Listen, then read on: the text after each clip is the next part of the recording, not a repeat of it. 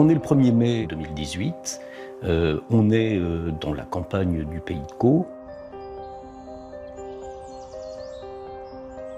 Il est 9h30 à peu près. Là, le téléphone de la gendarmerie sonne. Un accident est signalé au service de gendarmerie. Nous sommes au croisement de la D50 et de la D927. Il y a une foire à tout, pas loin à Auffay, qui est assez connue, donc les gens ont l'habitude de s'y rendre en fin de matinée. Ce qui fait que la D50 est une route assez fréquentée.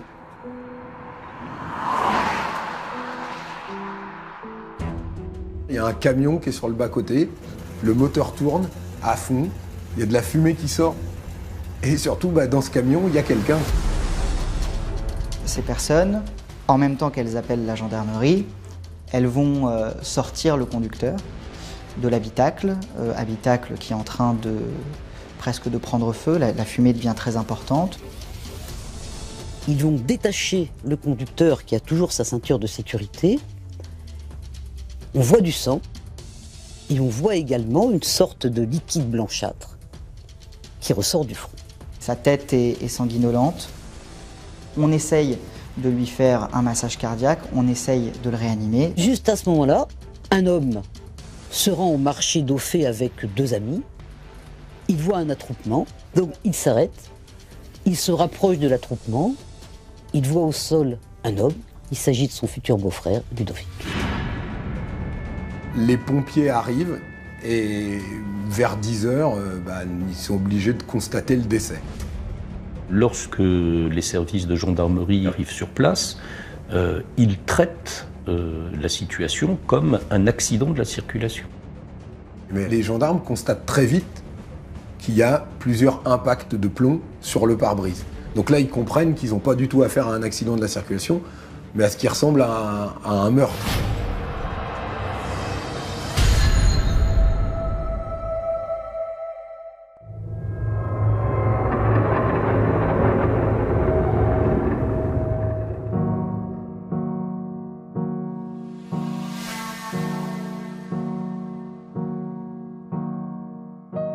Ludovic, 42 ans, est né et a grandi ici, à Bacqueville-en-Caux. Ludovic, c'est un enfant de la campagne, du Pays de Caux.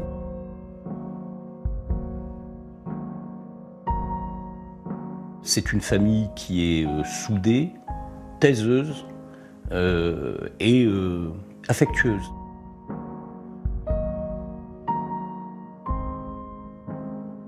Ludovic, c'est un garçon d'une famille à plusieurs branches, une famille bacquevillaise honorable, très honorablement, de gens travailleurs, des gens simples, des gens travailleurs.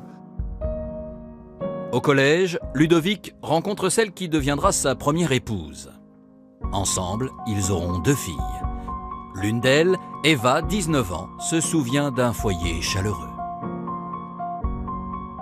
Je les ai pas connus très longtemps ensemble, mais en tout cas, le peu de temps où je les ai connus ensemble, c'était vraiment que des bons souvenirs. J'ai des souvenirs de vacances, des souvenirs de la maison où j'ai grandi.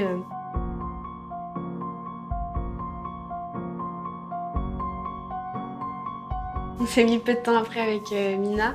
Ça a tout de suite collé, on s'est tout de suite bien entendu.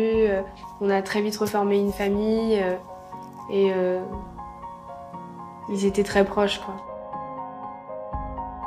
Mina, 31 ans, est déjà maman de 2 enfants d'une précédente union, dont Camille, qui se souvient du premier jour où elle a rencontré Ludovic.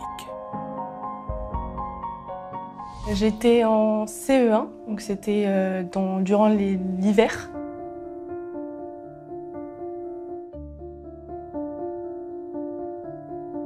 Moi, du coup, je le rencontre un soir de Noël, un 25 décembre le soir. Il était plutôt avenant, il était très souriant. On est dans une famille, effectivement, qui est une famille recomposée, où Ludovic endosse le rôle de père pour ses enfants biologiques, mais également pour les enfants de sa compagne. C'était quelqu'un qui était très très proche de sa famille. Si je dois le décrire en une phrase, vraiment qui avait le cœur sur la main. Professionnellement aussi, tout semble réussir à Ludovic. Il travaille travaux publics. Il travaille chez des particuliers pour faire des travaux de terrassement et autres.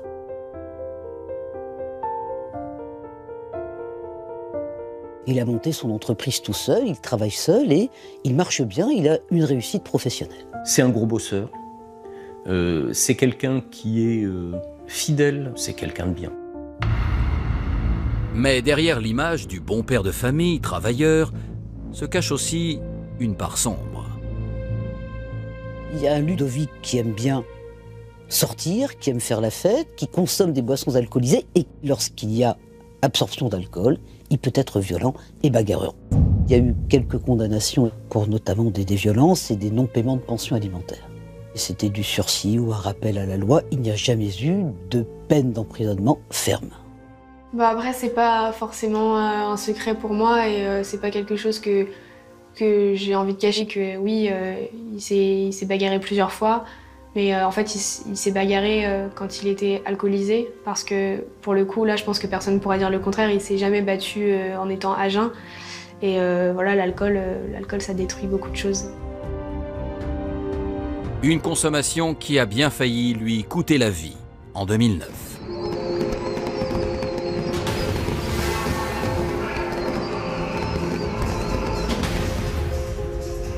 On est au mois de juin, c'est la fête à Baqueville.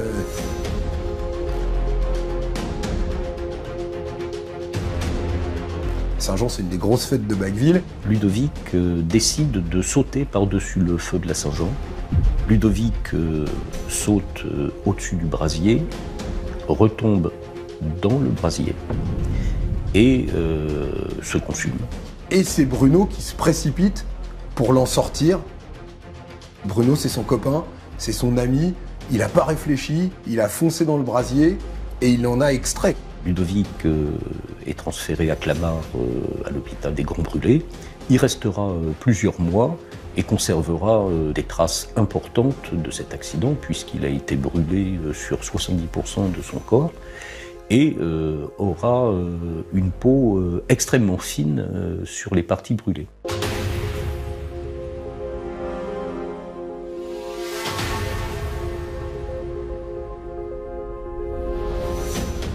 Dix ans plus tard, en 2018, Ludovic s'est assagi et prépare un grand événement. Je pense qu'il a rencontré la stabilité avec une future épouse cadrante. Il n'a plus aucune raison de battre la campagne et de faire n'importe quoi. D'ailleurs, le couple a prévu de se marier. La robe est achetée, les robes des demoiselles d'honneur sont achetées. Ludovic, ce matin du 1er mai, prend son camion et sa remorque.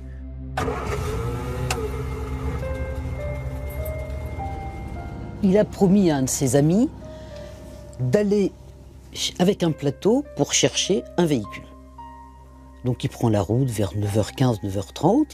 Il doit aller chercher ce véhicule, puis ensuite préparer son mariage, puisqu'il a un rendez-vous avec la chanteuse qui animera son mariage, qui doit avoir lieu 2 mois et demi après.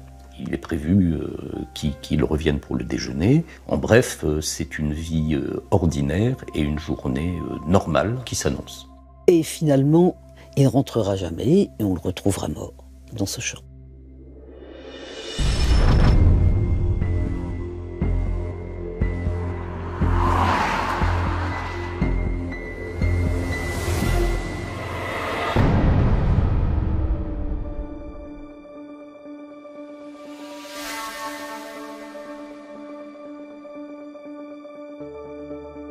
Sur le bord de la départementale, à Beauval-en-Caux, Ludovic vient d'être extrait de son véhicule en feu. L'homme de 42 ans est décédé et présente une blessure par balle. Les gendarmes commencent leur enquête, ils quadrillent le terrain, ils font appel à des chiens et les chiens retrouvent une cartouche. Il s'agit de chevrotine 9 grains. La chevrotine 9 grains, c'est une chevrotine extrêmement puissante, létale et destinée au gros gibier.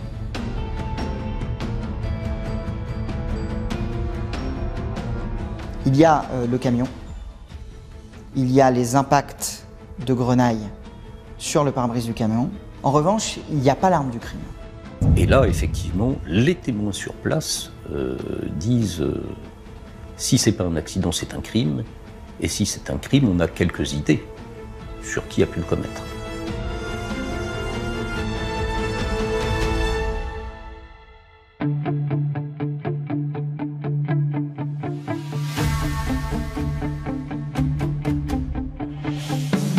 À Beauval-en-Caux, toutes les personnes qui ont porté secours à Ludovic sont entendues par les gendarmes. Il n'y a pas de témoins véritablement, mais les déclarations des premières personnes qui sont sur place sont extrêmement importantes. Pourquoi? Parce que ces gens disent « la portière était fermée, je l'ai ouverte ». Ils disent également « le conducteur était attaché avec sa ceinture de sécurité ». Les premiers témoins, ils racontent qu'ils ont vu 2 hommes s'expliquer au carrefour. Mina, la compagne de Ludovic, alertée par son frère, arrive à son tour sur les lieux. Quand elle arrive, elle sait que Ludovic a eu un accident et que c'est très grave. Elle sait qu'il est décédé. Les proches de Ludovic sont rapidement informés.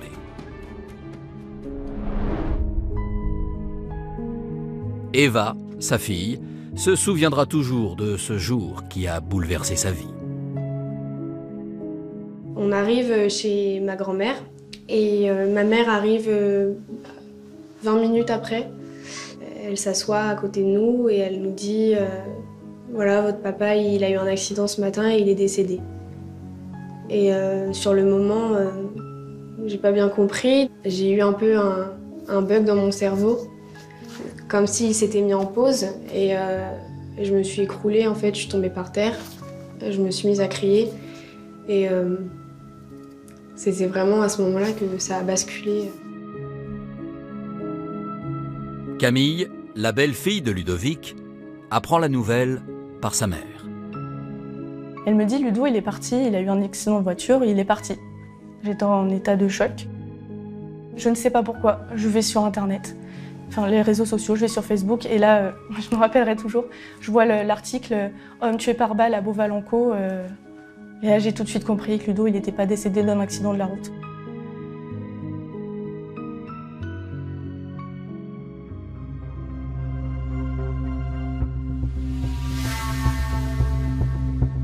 Pour les gendarmes, il y a urgence à retrouver le meurtrier de Ludovic. Les auditions des proches se poursuivent et ils vont découvrir que la victime était menacée depuis plusieurs mois.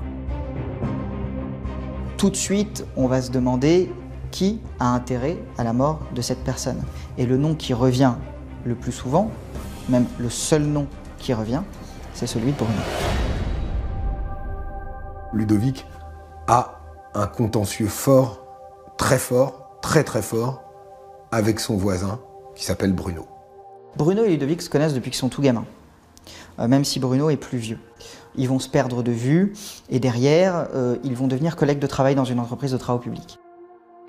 Va s'en suivre une amitié extrêmement forte dont le climax sera ce feu de la Saint-Jean en 2009 au cours duquel Bruno va sauver la vie de Ludovic. Et ils vont être très amis. C'est même Bruno qui va aider Ludovic à acheter le terrain à côté du sien, dans le sens où c'est Bruno qui va dire à Ludovic « il y a un terrain à côté du mien qui se libère ». Ce terrain appartient à un agriculteur. Cet agriculteur décide de vendre par parcelle ce terrain, ce qui fait qu'il vend dans un premier temps à Bruno une parcelle de terrain, puis dans un second temps à Ludovic une parcelle de terrain.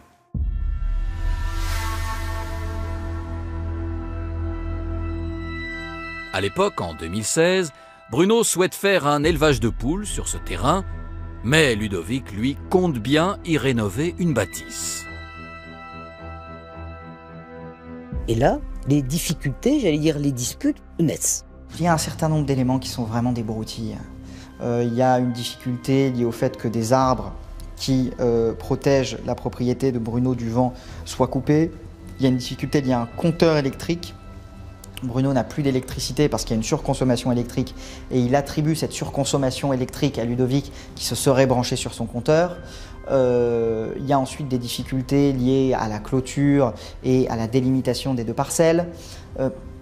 Ce sont finalement des difficultés assez classiques dans le cadre de conflits de voisinage. Et on passe d'un reproche à un deuxième reproche, à un troisième reproche, jusqu'à un moment, les hommes deviennent véritablement ennemis. Un conflit qui va atteindre son paroxysme à la fin de l'année 2017. Ludovic a peur de Bruno. Ludovic peut se confier à sa famille ou à des tiers en disant « je vais finir une balle dans la tête. Si jamais il m'arrive quelque chose, c'est Bruno. Je ne suis pas sûr d'arriver jusqu'à mon mariage. » Ludovic, c'est quelqu'un qui, en raison des craintes qu'il exprime, ne dort plus dans le lit conjugal, mais dort sur le canapé, volet ouvert. Mais je pense qu'en fait, il voulait surveiller la maison, pour être sûr que si le voisin vienne, qu'il le sache avant nous et qu'il puisse nous avertir. Nous, on dormait à l'étage, et la nuit, des fois, il venait me réveiller pour que... Ça arrivait souvent, pour que je lui mette de la musique pour pas qu'il s'endorme. Et puis, au fur et à mesure où il me réveillait la nuit, il me disait que... il allait mourir. C'est dans ces conditions que Ludovic prend une initiative. Il va dans le mobil-home de Bruno et il sait qu'il y a des armes et prend les armes et ramène les armes à la gendarmerie de Bacqueville-en-Caux. L'affaire aurait pu s'arrêter là, mais un nouvel événement va attiser les rancœurs. Fin décembre 2017, Ludovic constate que le pare-brise de son véhicule est brisé. Il va attribuer ce bris à Bruno. Quelques jours plus tard, le 31 décembre 2017, la compagne de Bruno va constater qu'il y a des impacts de balles sur son véhicule et à ce moment-là, ils attribueront ces impacts de balles à Ludovic. Il porte plainte à la gendarmerie. Les gendarmes, ils s'intéressent quand même à ce que disent Bruno et sa compagne. Et donc, ils vont faire une perquisition chez Ludovic pour essayer de retrouver l'arme dont le tir aurait pu casser la vitre. Et visiblement, ils ne la retrouvent pas, puisque Ludovic n'est pas plus inquiété que ça.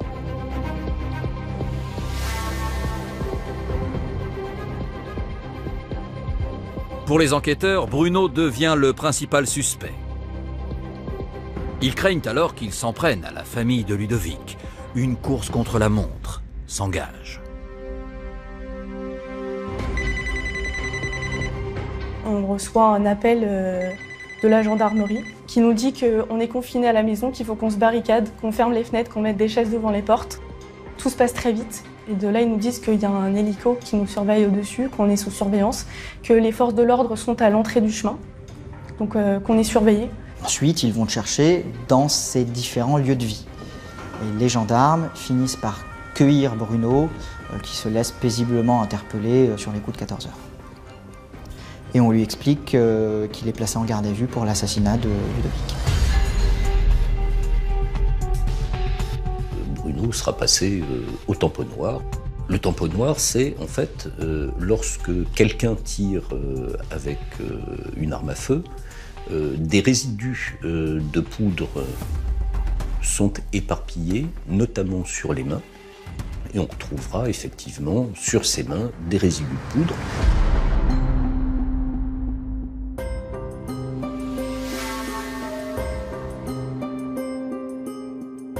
Cinq heures après la mort de Ludovic, la garde à vue de son voisin Bruno débute.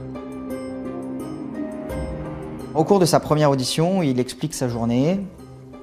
Il reconnaît qu'il a un contentieux avec Ludovic, mais il explique qu'il n'a rien à voir dans la mort de Ludovic.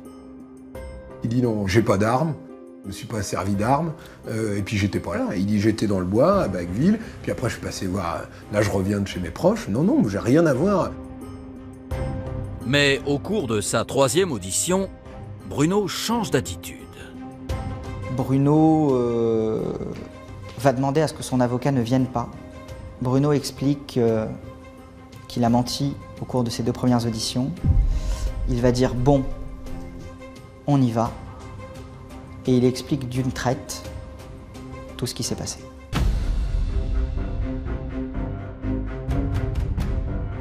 Il explique que ce matin-là, il s'est réveillé, qu'il était sur son terrain et qu'il a vu passer Ludovic et que Ludovic lui a fait un doigt d'honneur. Bruno, qui à ce moment-là était, il explique, peut-être un peu plus énervé que d'habitude, décide de prendre son véhicule et de partir à la poursuite de Ludovic. Donc la poursuite dure quelques minutes. C'est pas une poursuite à haute vitesse. Il va s'arrêter une première fois. Ludovic continue son chemin. Il reprend sa course, il redépasse Ludovic, demi-tour de Bruno, qui va à la poursuite de Ludovic et qui, cette fois-ci, lui fait une queue de poisson. Le véhicule est par conséquent contraint de s'arrêter.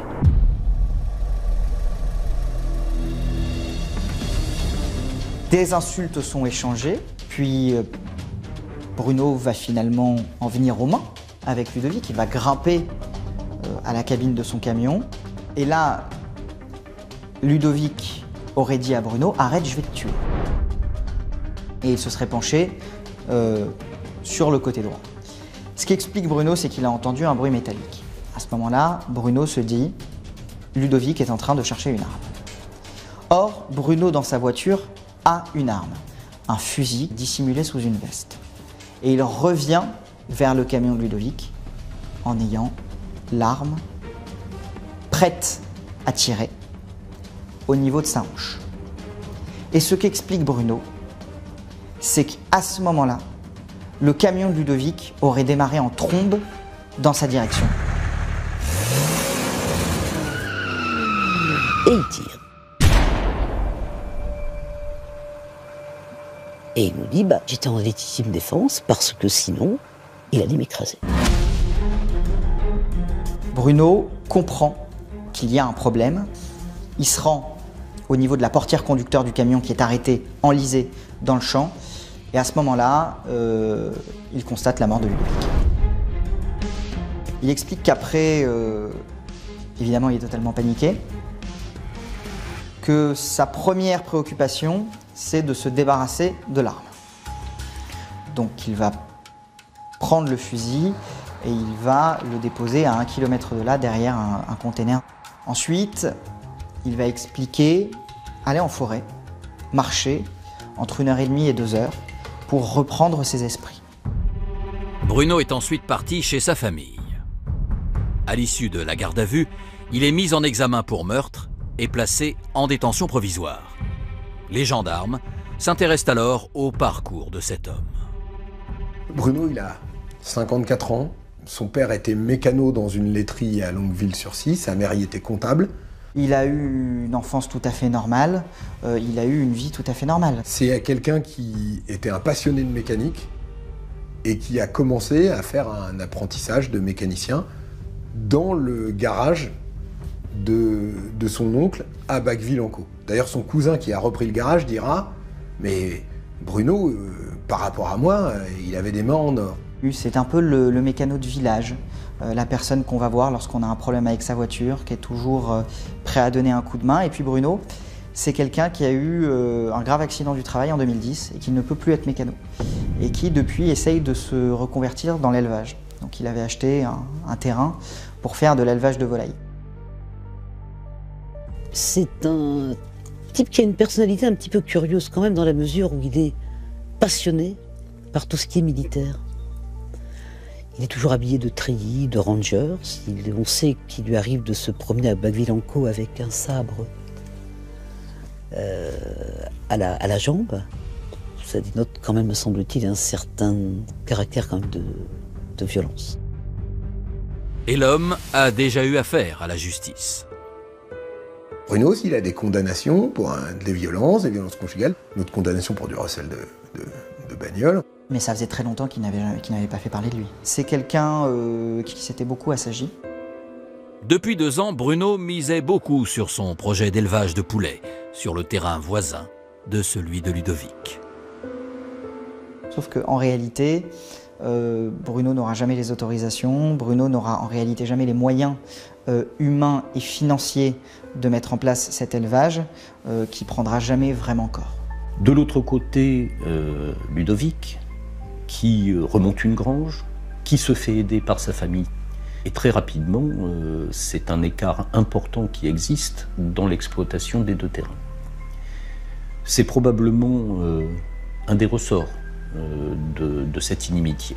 En fait, il va y avoir une sorte de guerre froide. Bruno et Ludovic vont soigneusement s'éviter, vont cohabiter en s'évitant. Mais ils savent que s'ils se croisent, ça peut partir mal. Chacun dit d'autre, de toute façon, c'est lui ou moi. Et ben, c'est ce qui se passe. Fallait pas qu'ils se croisent. Et ils se sont croisés ce fameux 1er mai 2018, le matin. Pour le juge d'instruction, l'enjeu est à présent de déterminer si, oui ou non, Bruno s'est défendu face à Ludovic.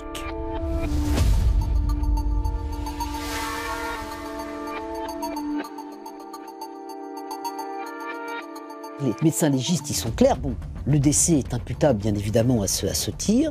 On sait, et l'expert balisticien le confirme, que c'est un tir extrêmement proche, 4,50 m à 5,50 m, et on est par conséquent sur un tir inratable.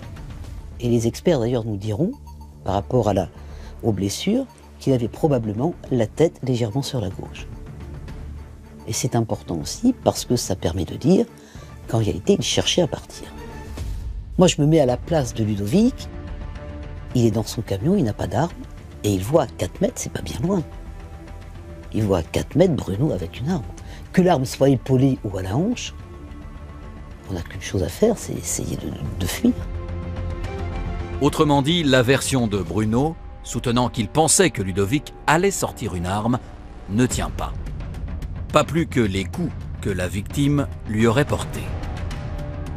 Bruno prétend que Ludovic a donné des coups de poing. Or, le fait qu'il ait été brûlé fait que s'il a donné des coups de poing, nécessairement il aurait eu de la peau arrachée, ce qui n'est pas le cas. Et l'autopsie n'a révélé aucune lésion sur les mains de Ludovic. Le juge ordonne alors une reconstitution. La reconstitution non plus n'apporte pas vraiment d'éléments supplémentaires à l'enquête. Et en réalité, et c'est là une des originalités de ce dossier, c'est que on finit l'enquête exactement lorsqu'on l'a commencé, avec quelques certitudes fortes sur l'essentiel, mais beaucoup d'incertitudes sur les circonstances. Tous les actes d'enquête qui ont été faits au cours de cette information judiciaire ne permettent ni de confirmer ni d'infirmer aucune thèse. Ni celle de Bruno, c'est-à-dire celle d'un tir soudain faisant suite à l'accélération du camion en sa direction, ni celle de la partie civile qui soutient la préméditation. Si c'était prémédité, dans ce cas, c'est que c'est très très mal préparé.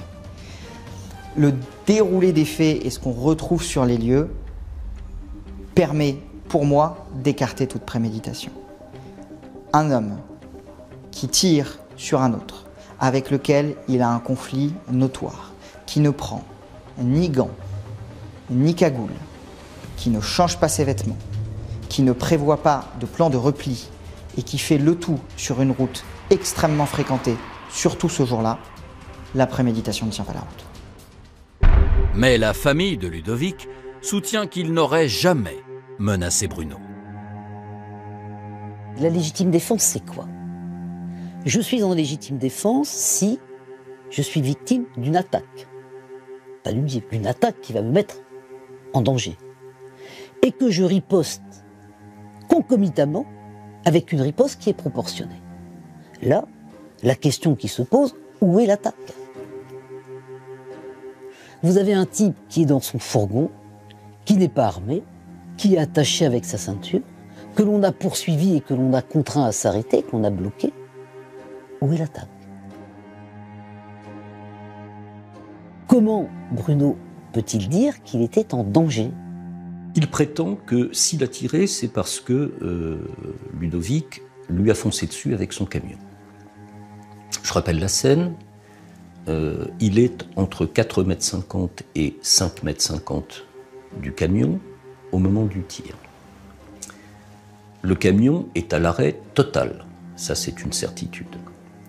Le camion, par conséquent, doit démarrer et un camion qui fait 6 mètres avec une remorque qui en fait 7, clairement, pour démarrer à vive allure, c'est un petit peu compliqué. Donc on est sur une certitude, c'est que Bruno, lorsqu'il prétend qu'il a eu un tir réflexe par légitime défense, par un camion qui lui fonçait dessus, ça ne correspond pas à la réalité purement mathématique du dossier. Donc la seule solution qui va pouvoir départager ces deux thèses, ça sera la vérité de l'audience.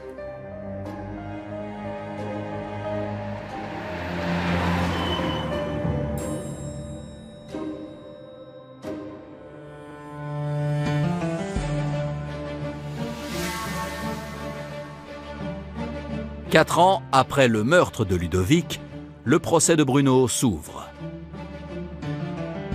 L'homme comparaît pour homicide volontaire. Il encourt 30 ans de réclusion criminelle. Quand il y a mort d'homme, le procès est toujours tendu. Les victimes attendent le procès pour savoir.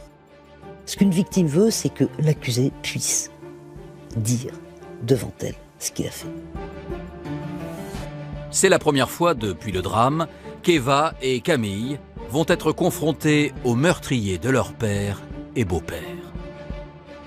Pendant ces 4 années-là, je me suis posé plein de questions et je me dis que là, enfin, je vais pouvoir peut-être avoir des réponses et puis ça va clôturer un cycle.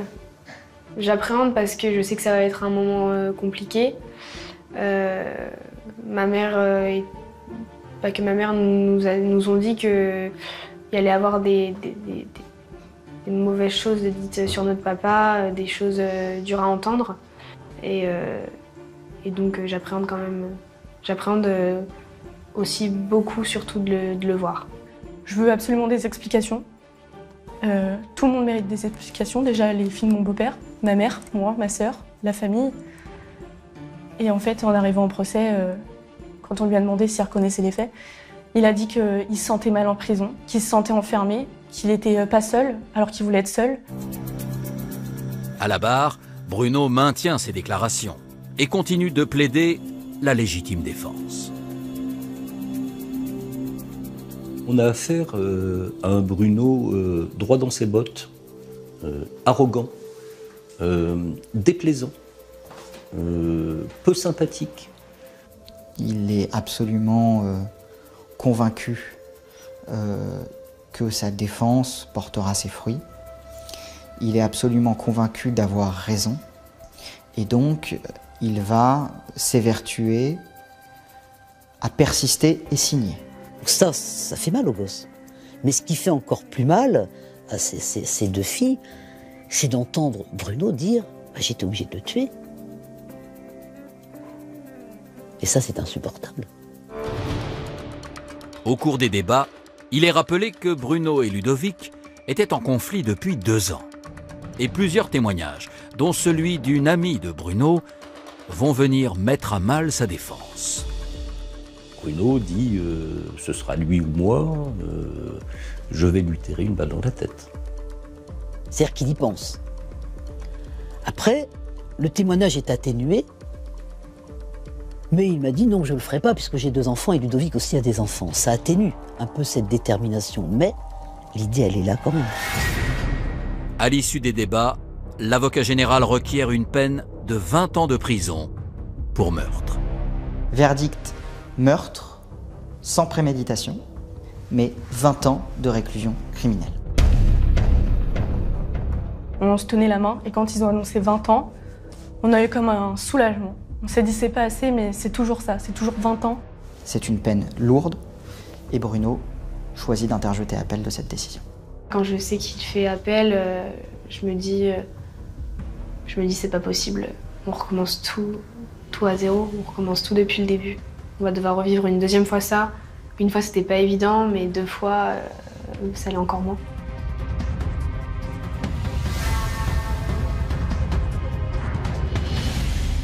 Moins d'1 an après la première instance, le procès en appel de Bruno s'ouvre. L'état d'esprit vraiment quand le procès ouvre à Évreux, je l'ai déjà fait une fois, donc j'attends juste que ça se passe en fait. Le deuxième procès se déroule dans une ambiance plus apaisée. Bruno va finir par reconnaître la dimension volontaire du crime. Ce qu'il explique, Bruno, c'est qu'au moment où il tire, il ne veut pas la mort de Ludovic. Il n'a pas le temps de la vouloir. Ça va trop vite. Mais il explique qu'il est parfaitement conscient de tirer à la chevrotine en direction de Ludovic et qu'à ce moment-là, les conséquences prévisibles, c'est la mort. Et il va dire, au cours de cette deuxième journée, aux enfants de Ludovic, « Je suis le meurtrier de votre père ». Un incroyable coup de théâtre, mais qui sonne comme une stratégie de défense pour les parties civiles. À ce moment-là, ça fait mal, j'ai les larmes aux yeux, je pleure même. Mais je me dis pas vraiment enfin il le dit parce que pour moi c'est un peu de la stratégie à ce moment-là et puis c'est son avocat qui lui explique que s'il le dit, il pourra peut-être réduire sa peine. Je pense que c'est surtout pour ça. Parce que sinon, il l'aurait dit avant. Bruno écope finalement d'une peine de 15 ans de réclusion criminelle, soit 5 années de moins qu'en première instance. Ce que la Cour a retenu, c'est l'évolution dans la réflexion de Bruno, le fait qu'il reconnaisse que ce soit un meurtre. Au moment où la juge l'annonce, je la regarde et je lui dis je suis dégoûtée, avec les larmes aux yeux, et puis je suis déçue dans le sens où voilà, il a ce qu'il veut, alors que en fait il devrait même pas pouvoir faire des réclamations. Après voilà, c'est la justice qui est faite comme ça, on peut pas aller à l'encontre. Mais il y a une partie de moi qui me dit de toute façon sa peine, ça changera rien à mon chagrin et puis ça fera pas revenir mon père.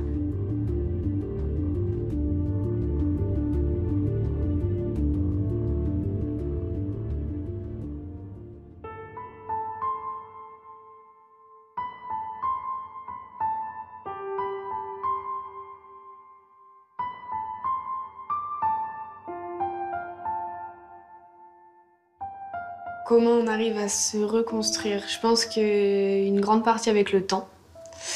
Et puis moi aussi, ce qui m'a beaucoup aidée, c'est ma thérapie que j'ai faite avec ma thérapeute, qui aide beaucoup à travailler sur soi-même, à peut-être même répondre aux interrogations qu'on peut se poser. Et moi, personnellement, c'est ce qui m'a aidée. Je me dis, toutes les étapes dans notre vie, il les verra pas. Il sera pas là. Il n'a pas vu maman s'épanouir dans son travail. Il nous voit pas nous grandir. Il sera pas là si ses fils se marient. Il connaîtra jamais mon petit copain. Il connaîtra pas ses petits-enfants. Et je trouve c'est impardonnable. Ce qui me manque le plus chez lui, en fait, c'est lui, quoi. C'est lui, c'est sa présence, c'est... Grandir sans papa, c'est vraiment, vraiment compliqué. Pour parler au nom de toute la famille, on est tous d'accord pour dire qu'aujourd'hui, il nous manque beaucoup.